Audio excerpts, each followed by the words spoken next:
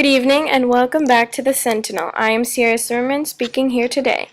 As the 3-year anniversary for the crackdown and suppressions of protesters and their revolution in Bangkok, Thailand comes around this Sunday, we are here today to remind you and remember the tenacity and power of the people despite their crushed cause. 3 years ago, in April and May of 2010, violent protests began against the Democratic Party and the government in Bangkok, Thailand.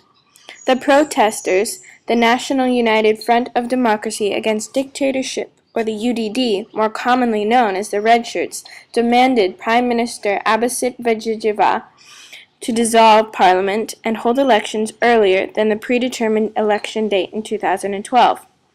After failed negotiations to set a new election date, the UDD instructed the government to stand down.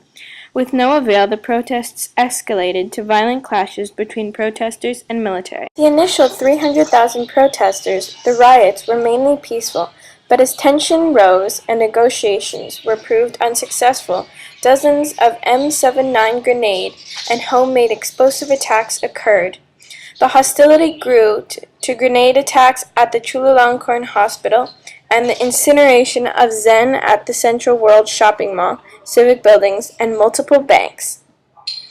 3 years ago, on the 19th of May 2010, more than 80 civilians and soldiers were killed and more than 2,100 injured by the time military successfully cracked down and suppressed the protesters. Today, the spite still prevails as people call for revenge against former Prime Minister Thaksin, current Prime Minister Yingluck's brother.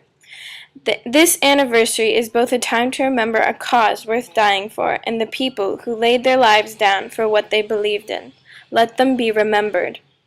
Up next, breaking news with Cameron Berland. Join me next week for the latest update. Thank you and have a good night.